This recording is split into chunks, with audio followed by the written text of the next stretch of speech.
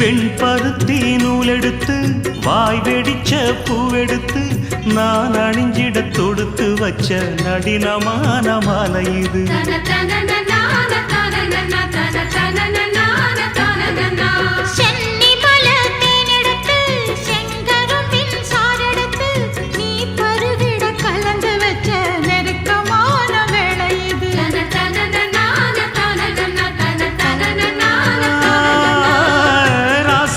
உடம்பிருக்கும் ரவிக்க துணி நானாக அன்னாடம் சூடி கொள்ள ஆசை வச்சாகாதா.